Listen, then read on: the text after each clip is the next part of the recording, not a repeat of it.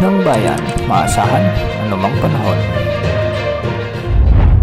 Magandang araw po sa ating lahat. Narito ang update sa lagay ng panahon ngayong araw ng Linggo, July 21, 2024.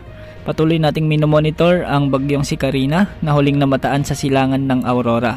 Kumikilos ito sa direksyong west-northwest sa bilis na 15 km per hour.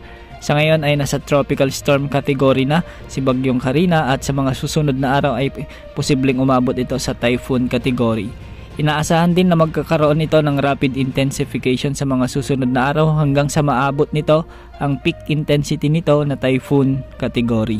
Inaasahan nitong dadaan sa katubigan malapit sa extreme northern Luzon sa mga susunod na araw at hahatakin ang habagat na magdadala naman ng mga pag-ulan sa kanlurang bahagi ng Luzon sa susunod na 3 araw. Hindi naman inaalis ang posibilidad ng pagtataas ng tropical cyclone wind signal number 1 sa Batanes at sa silangang bahagi ng Cagayan. Lalakas pa ito sa Lunes bilang severe tropical storm at inaasahan lamang magiging isang typhoon category pagsapit ng Martes.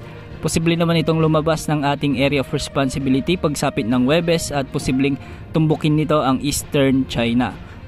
Hindi man nakikitang maglandfall sa bansa, inaasahan naman na magdadala ito ng malawakan at malalakas na pag-ulan sa malaking bahagi ng Luzon at Visayas lalo na sa mga kanlurang bahagi.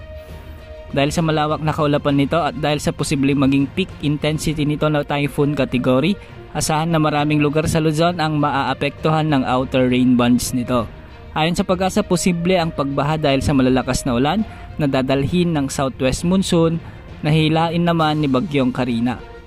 Para sa mga kababayan natin sa Western Luzon at Western Visayas kasama ng Cordillera Region, samantalahin na ang magandang panahon dahil anumang araw sa susunod na linggo ay asahan na ang pagbuhos ng malalakas na ulan. Sa ngayon, asahan ang bagyang maulap hanggang sa maulap na panahon na may mga isolated rains sa halos buong bansa dahil sa hinahilang habagat ni bagyong Karina.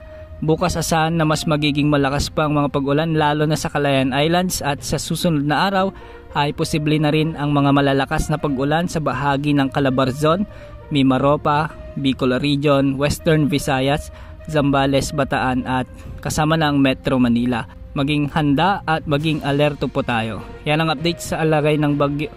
Yan ang update sa lagay ng panahon. Ito po ang weather update ng bayan. Maasahan anumang panahon.